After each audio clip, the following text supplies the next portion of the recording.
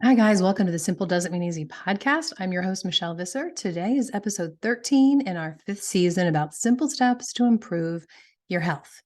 And basically, today's episode is the dirt on dirt. Guys, I learned so much. I learned a literal transportation network in our soil that that the minerals can travel along, and how we as gardeners can amend our soil in a way that will encourage this transportation. It sounds like so kind of weird, but it's also so cool. And I also learned what Carson refers to as the moron principle. I'm going to leave it at that. You just have to listen. By the way, today is my birthday.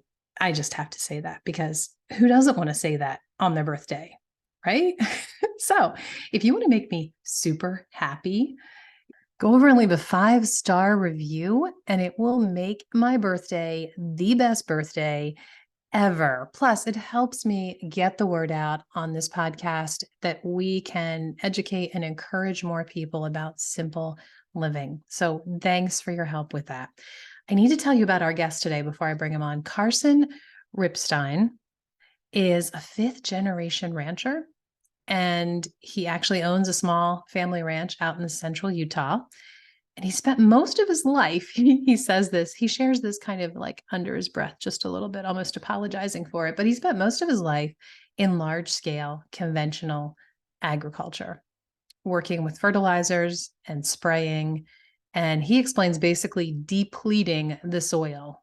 That's not his words, that's mine. But he has spent the last 4 years on a whole different path, working at Redmond Agriculture, where he has a love for simplifying livestock and soil health for everyone from a large ranch to a little backyard gardener.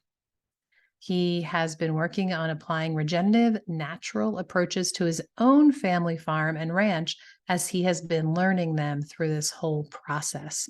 So it was really fun chatting with him, and I know you're going to like this.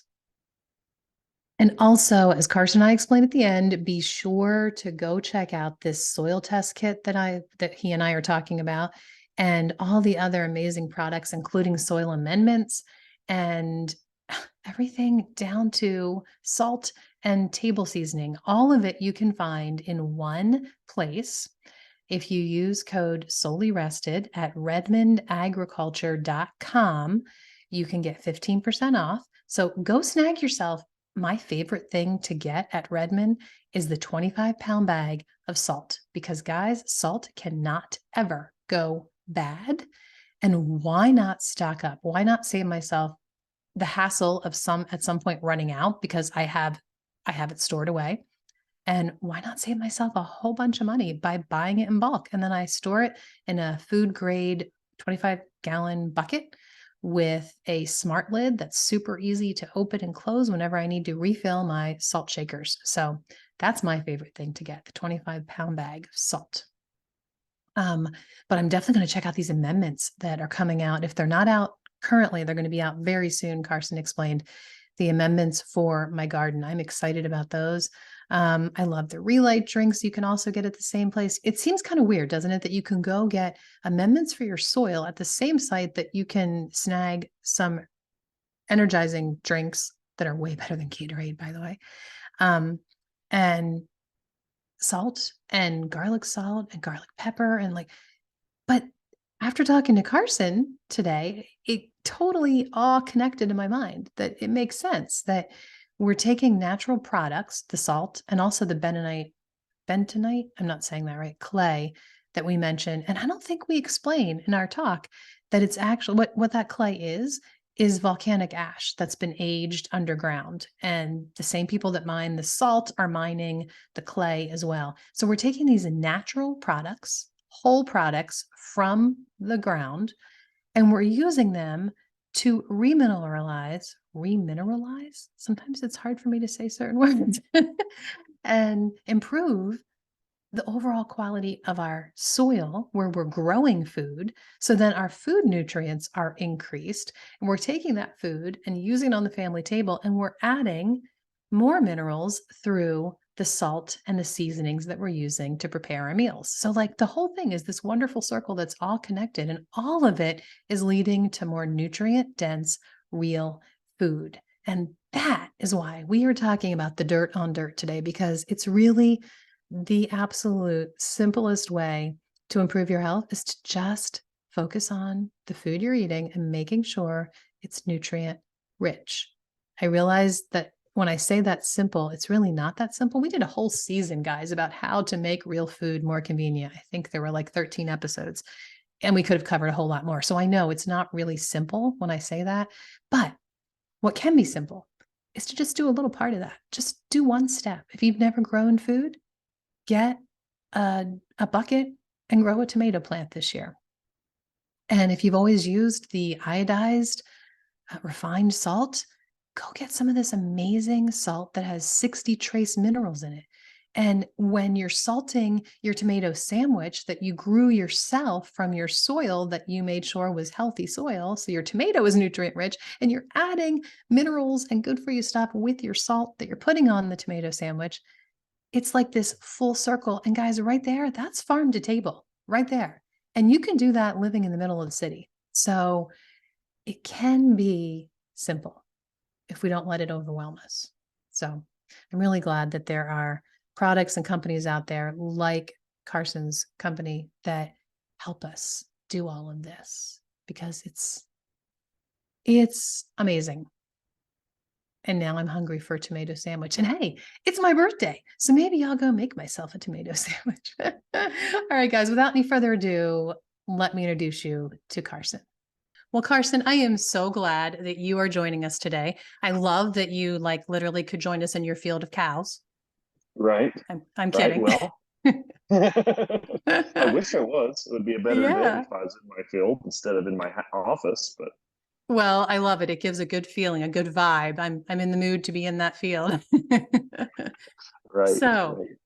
I am so glad that you could join us today, because my garden has been giving me such woes. And I was elated a year and a half ago to discover I could actually have maybe some good results if I tested my soil, something I've never done, been gardening my whole life. So when you said you were willing to come on and really walk us through the whole idea of testing our soil and the nitty gritty, I got very excited. So thank you. Well, great. Well, I'm glad to be here too. So, Um, our whole season, this season of the podcast, is about the simple steps to improving our health. And anybody who's listened to even a few episodes knows that my focus is always on real food.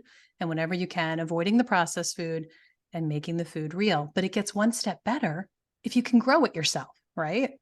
And even if you only have a few tomato plants, I have learned the hard way that the soil is where it all starts. Like, the soil is so, so important.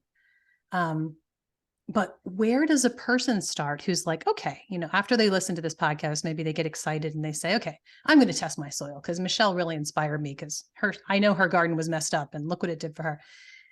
But when they get the results back, okay, if they've never done it like me, where do they start? Because it can seem overwhelming if they have a whole lot of problems. The test is amazing, the way it breaks down every macronutrient. Okay, maybe not everyone, but a lot of macronutrients, all the micronutrients. Um, but if there's a lot of problems with somebody's soil, do they want to start with like the most drastic, biggest problem? Or should they maybe look at the macronutrients, because maybe getting them right will help the micronutrients? Like, do you have any suggestions? What's a good way to start when you get your results back? so I think the most important thing is to look for outliers. So that could be anything that's extremely high or extremely low. Usually in our soil, we think about, oh, I'm deficient in this. So that's what we look at. But look at both. What's high? What's low? Is it extremely high? Is it just a little bit high? I look for outliers. Sometimes that could be your pH, but the most important thing to look for is outliers. That could be a micro, a macro. So I don't go too much into which is what, but I do spend your time looking at outliers. Okay, awesome. Good to know. Um, and that's a good point, because So that does help me. So if it's the macronutrients that you have this major craziness going on, then start with that. It's okay. Like, Right. Yeah. because Yeah. Oh, yeah. I mean, for me, I've always thought of those big three, and I really never even focused on my macronutrients. So this is really good for me to know. Yeah. Now, your So test, you spend your time on NP and K. Is that what you're meaning? exactly. Yes, those Nitrogen, big three. phosphate, and potassium, right? Yep. Exactly. Yep. That's what my daddy always taught me growing up and gardening with him. He's like, these are the things you need to worry about. And that's where he focused. I never even thought about any of those incredible macronutrients. So okay, your test is crazy cool the way it even provides links to solutions. Like that was a huge thing for me. And when I felt overwhelmed looking at it and going, what do I do first? I started clicking the links and I thought, oh, okay, so this foliar spray will help me. And then I researched exactly what that foliar spray did. And I actually became quite educated about, the foliar spray and my problem I was having, which I love. But your test simply cannot break down every possible minute thing that somebody can do to improve their soil, right? I mean, that's just not possible. So, Well, do you, and even if you went through those links and did everything that it said to do, yeah, that's not really going to make your soil healthy and alive, right? right. Like, so I have a background in, and please forgive me if I tell you this. I worked in agronomy, which is large agriculture farming. Like that was my job before I worked at Redmond. And so Okay. it, I understand. So I used to get farmer soil tests.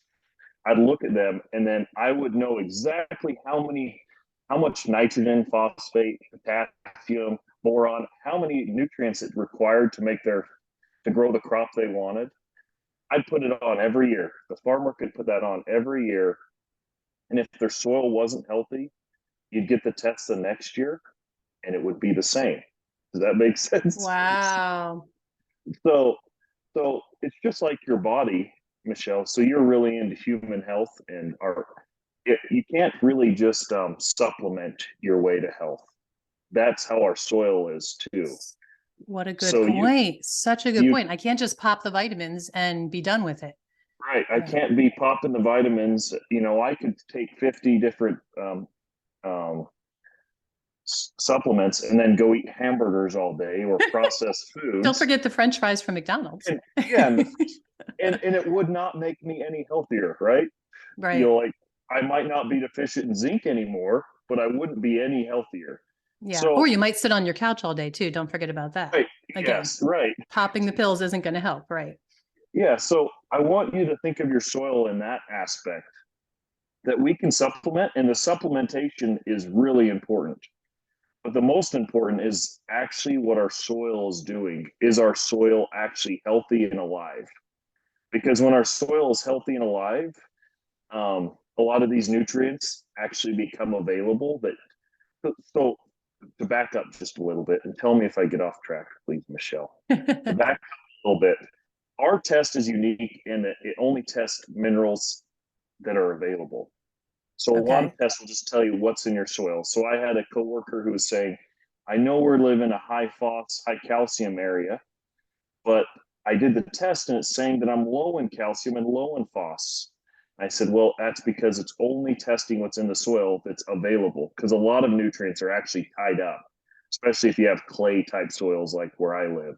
Oh, So, so our test is actually telling you what's available in the soil, not just what is there, because that doesn't which, mean know it to right. know I what's mean, there. Yeah, if it's not because available, that's a great point. I didn't know that about your test. Okay. yeah, that's something unique about our test. And I'm not a chemist, so I can't go into the You can't breakdown of tell me how the they do. why behind it, Yeah, maybe. Okay. yes, but that's how they do it.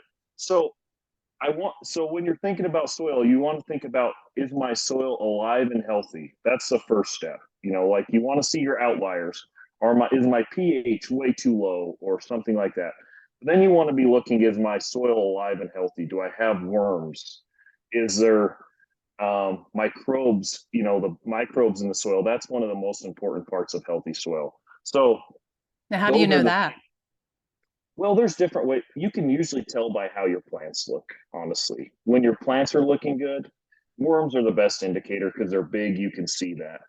Yeah. Um, I always get so happy when I see a worm in my garden or a frog. Both of those things make me so those, happy. right, right.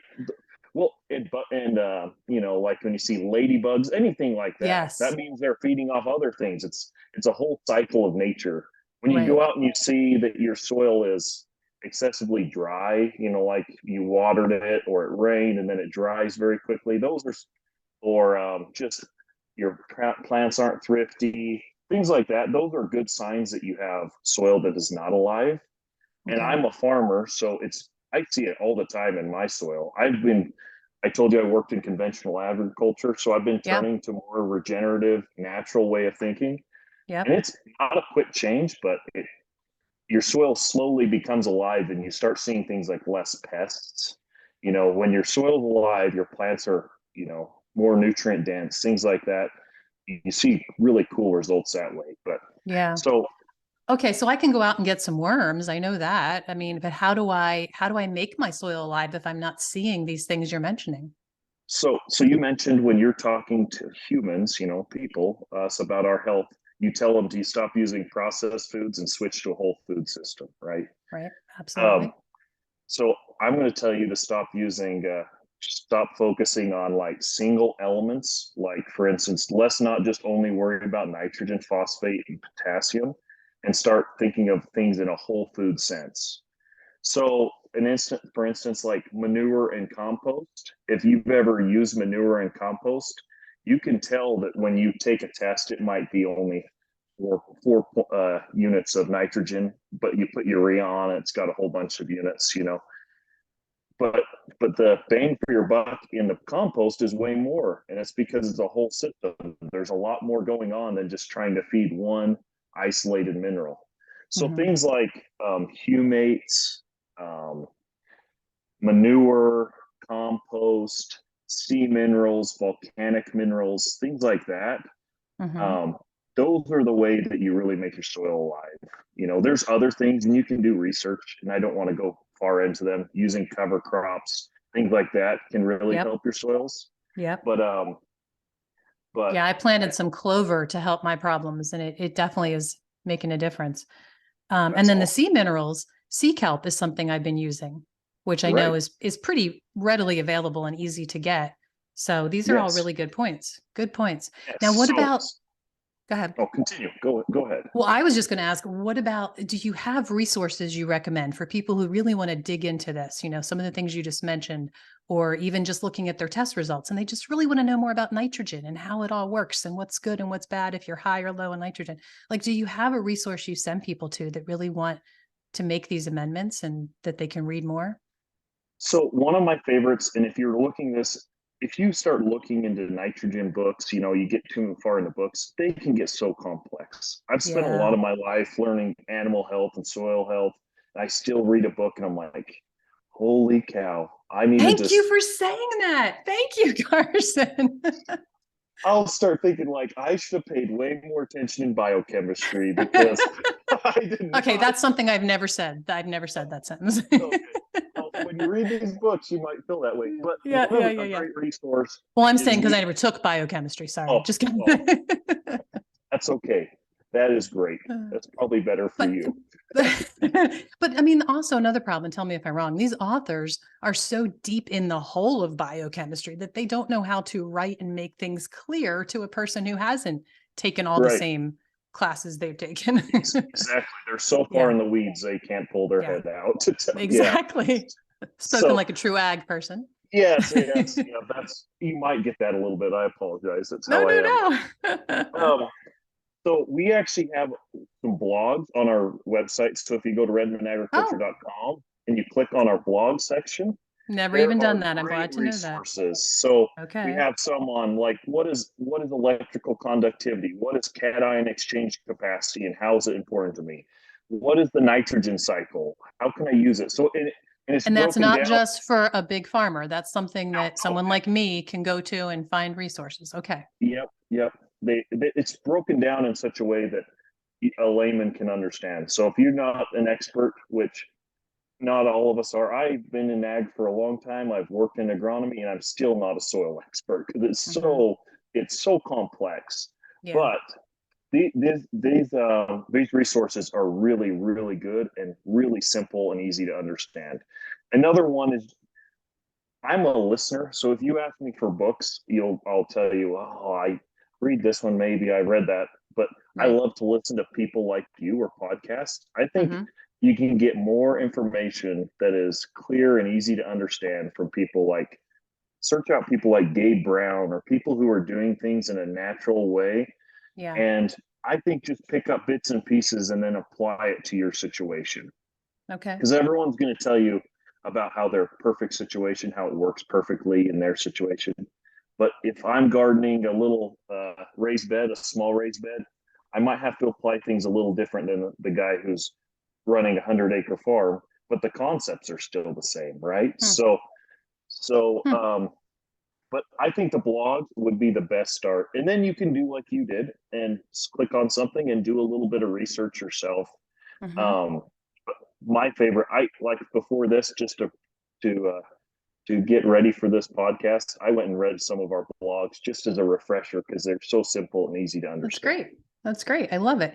And I love that I tend to, I don't know, maybe it's because I'm kind of a perfectionist and I tend to really focus on something, And I was looking at my outliers. So I was looking at the high and low. So that I'm proud of myself for. But that's all I focused on. And I didn't think about all the stuff that you've just been saying that, just kind of immerse myself in some good knowledge about healthy soil. And I'm going to get bits and pieces of things that I probably would never even get just by Googling these certain things I'm looking up. Right. Um, yeah. And now what about, is there any sort of a resource for a specific, like, like if I'm low in nitrogen and I really want to know what are the signs for being low in nitrogen? Do you have any certain resources that are specific like that could help people? Um, you know what I honestly do? This will be very simple for everyone. I just Google Okay. it. Like Okay. there are so many resources at the top, like you Yeah. could And it's probably hard to find know a what you can always trust, but we've gotten to a point, I think, as knowledgeable adults that we've started to figure out the good resources and the bad just by glancing at the site. And yeah, try to just find the sources that are more naturally minded. Like I'm not going to go look at Monsanto's or whatever what they absolutely. Right. say, right? I'm going to Right. look for something like I was looking at some deficiency things, and I'm not an expert on pointing out deficiencies, but if you just find more naturally minded places, there's even colleges even sometimes that have more naturally minded professors. Just Hmm. find their work and kind of immerse yourself into that world. Um, Good point. but I just don't get too far down the rabbit hole, because if you're like you said, you can spend a lot of time worrying about one mineral when it's actually, where's my soil doing? Because when your soil is, it's kind of what we call it, Redmond, we call it nature's intelligence. Hmm. When nature is like working correctly and all these cycles, like the nitrogen cycle, all these things are working right, um, things just tend to work out. It's okay if you have a little excess phos. If things are working well in your soil, your plants will be healthy, they'll be nutrient rich. Um, when you really have to start worrying about those things is when you have dead soil, then you're putting all the NP and K on. That's what's keeping the plants alive, right? Right. So, like I said, those farmers that I was Yeah. putting this NP and K program on every year and their soil test didn't change, it's because their soil wasn't alive and making the difference. Right. And not, and a Now, will cool your story. plants still grow if you're throwing on all the Oh yeah, nutrients? Okay. your plants will grow. You're not going to It's have just nutrient rich food. right. Like so, um, a cool story is I have a friend and he used chicken litter instead of NP and K program on his farm. Hmm. First time ever, I looked at a soil test and I did not need to amend anything, and it was because he was using Hmm. a whole product like chicken litter. Interesting. You know what Yeah, I love when it comes to animal poop? Rabbit poop. really. That stuff is amazing. We had rabbits for many long years that we had for meat rabbits. And of course, they create a whole lot of it very quickly. Yes, yes, they do. and, and the great thing is you can put it right on the garden. Now with the chicken poo, I've used that as well, but you have to let that sit for a good many months because it's going to burn, your Yeah, plants it's pretty potentially. rich. Yeah, unless Yeah. you can put it on in the fall or something. But yeah, Right. Which is what I would you do. Yeah. yeah But you wanted to be careful not to over apply. Just well, That's a good point, Michelle. And I think it's our human nature to think if something's good, we better put a whole bunch of it on there. And in our Mm, soil, that is not how it works, if that hmm. makes sense. It's all Yep. about balance, those kind of concepts.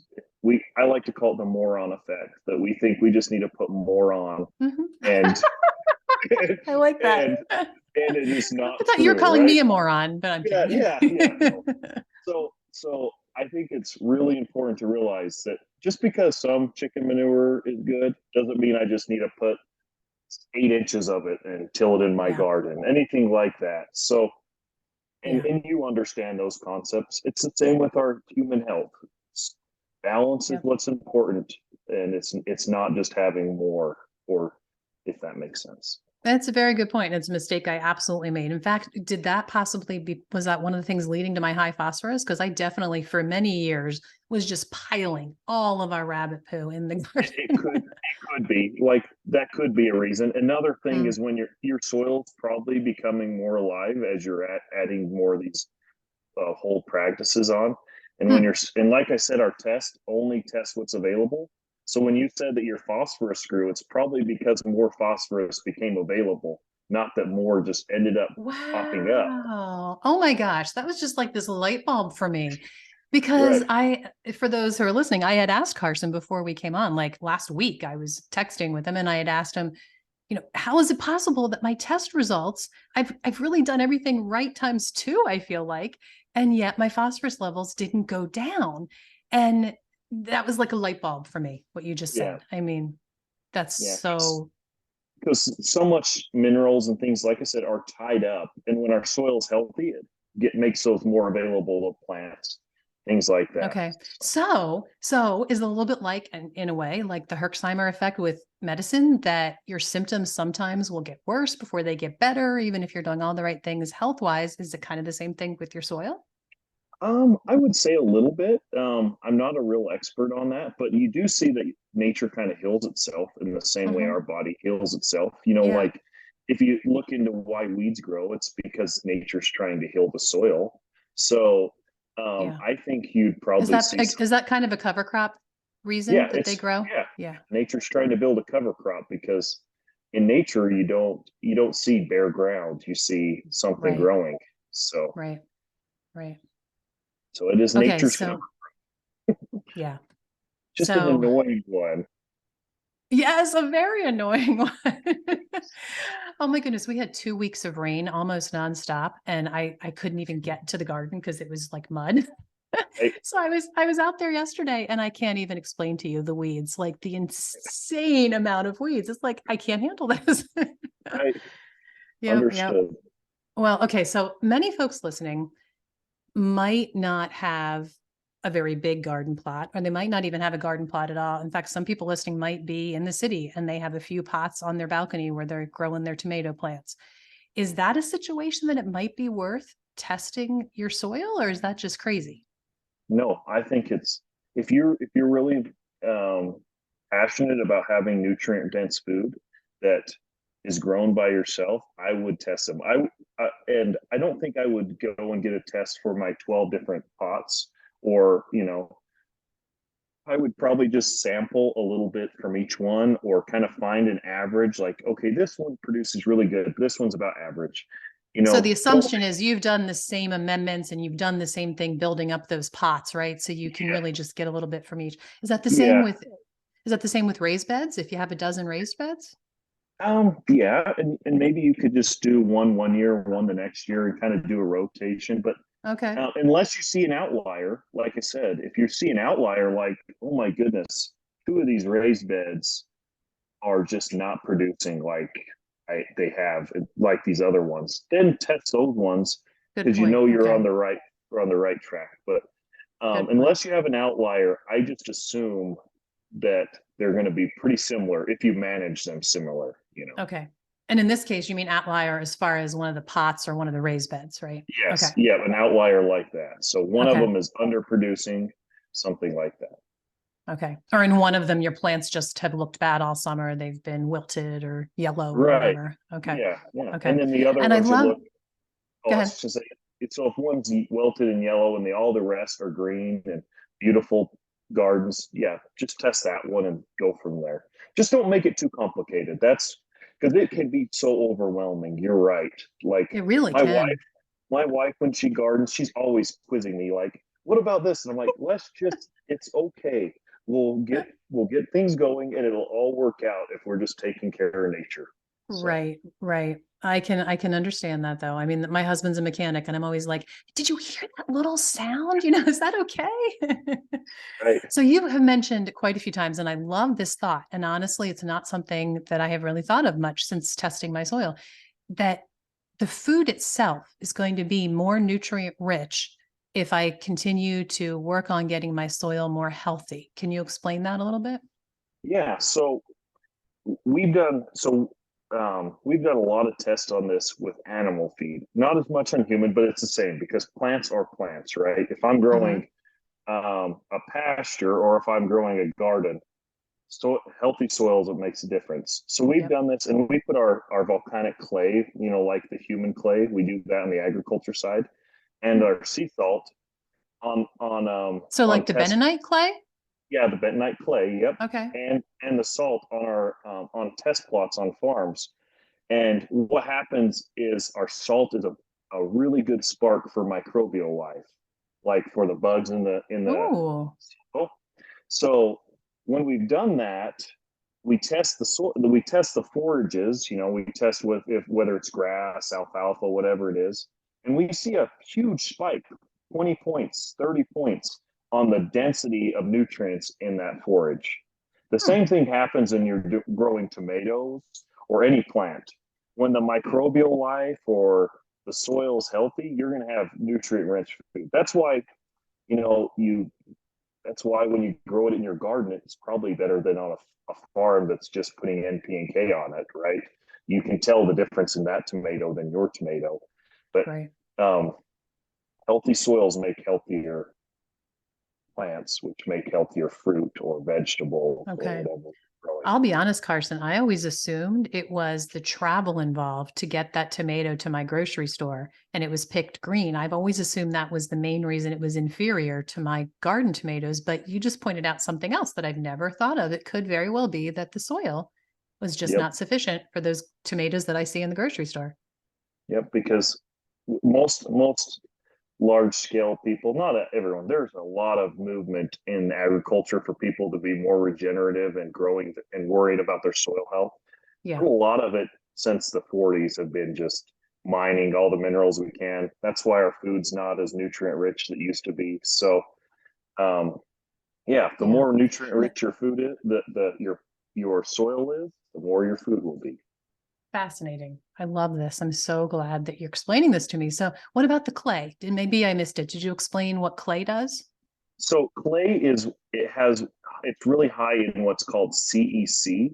I don't know if you've ever seen that. It's called cation exchange capacity. Oh, yeah. So That's something I was just talking to my friend about this morning. I'm totally kidding. I have no idea what you're talking about, one Carson. of your passions, right? It's Oh, yeah. cation exchange capacity. So cation exchange capacity is the ability for minerals and things to move within the soil.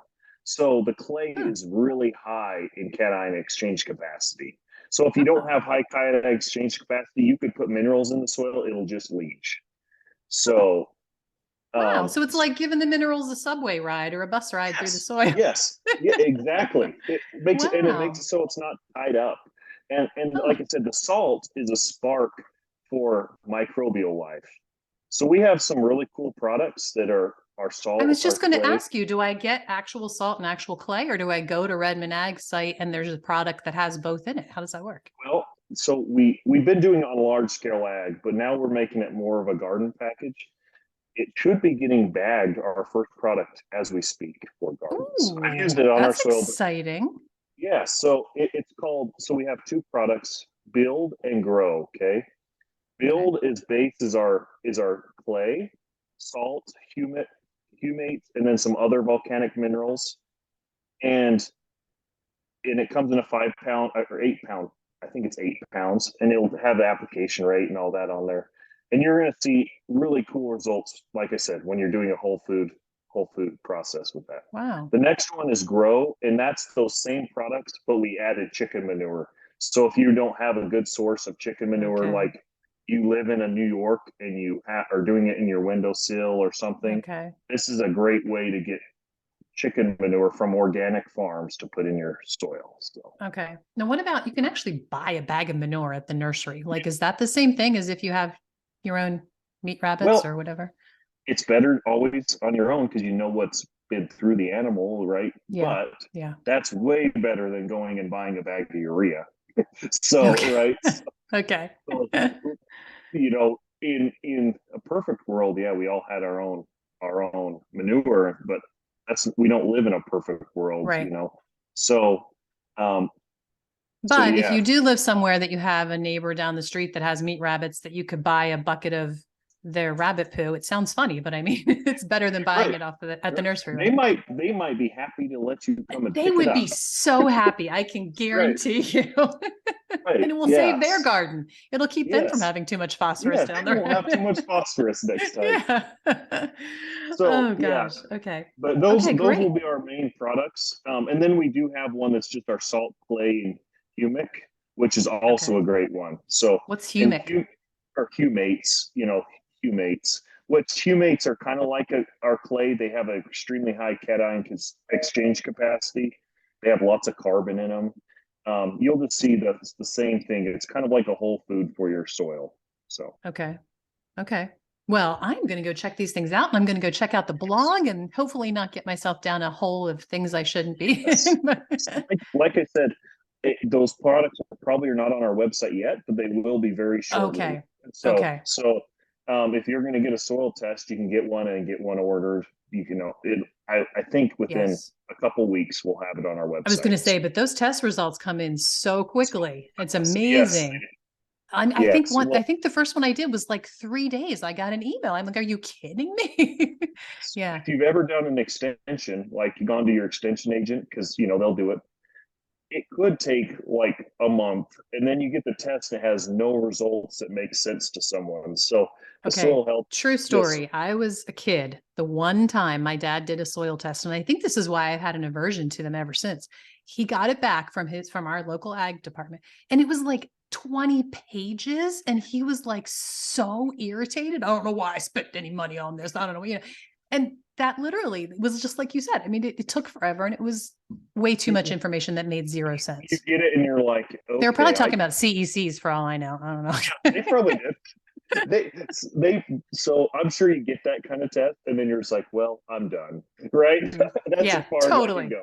Yep. Yeah. At So least I wouldn't have went down any rabbit trails because I would have just given up. But right, but hey, unlike your you could test, do had that. these beautiful charts, like two different charts, bar chart and then this other chart with things itemized. It like made me happy. You're right. It is great. It's easy. It's really user friendly, and just try. My biggest point I'd like to tell people: don't get Yeah. overwhelmed. Use nature as your best friend. So Mm, use our kind of, like I said, our whole products that are sea salt, clay. Use products like manure, that kind of stuff. Once in a mm. while you do have to supplement other things, and that's fine. That is fine. Just don't go down, don't spend all your time trying to balance your soil like that, because you could spend years and years, it'll never happen Yeah. unless your soil is alive. That's when that kind of stuff happens. Mm. Good stuff. I mean, you already got to my last question. You've already answered. I was going to say, what last thing would you tell us? And that's inspiring. Yes. So thank you. Okay. So this soil test kit we've been talking about, where can people find it? On redmondagriculture.com, and then you just Okay. put shop, and then it's right there. And Under do you have shop. a code that they can put in? I do. I was going to mention that if anyone wants to use the code solely rested, SOULY rested, it's 15% off everything. And from that one site, tell me if I'm wrong, they can also access like just the amazing salt, the Redmond salt, and even some seasonings for their cooking, right? And like it's all accessible in one wheel there. Yes, you can get salt for you can get it for your soil and your livestock, all on one site Perfect. there. So Perfect. Awesome. So use code solely easy. rested, go to redmondagriculture.com and go check out all this amazingness. Awesome. Well, Carson, this has been totally fun, and I'm going to impress my husband tonight and tell him what CECs are. That's right. You're going to be the expert now, right? I am. He probably won't care though, but that's okay. That's okay. Well, this has been fun, Carson. Thanks so much for joining us and giving us some encouragement to improve our soil, which is going to improve our food, which is going to improve our life. Yes. Thank you. Thanks for the opportunity. Absolutely. Well, I'm so glad that you joined Carson and I today for this conversation about garden soil and the intricacies of dirt. I hope you enjoyed it. And I really appreciate that you're here and that you're listening. And please take a second to leave a 5-star review over on Apple Podcasts. If you don't know how to do that, go to solelyrested.com/podcast and the directions are there. solelyrested.com/podcast.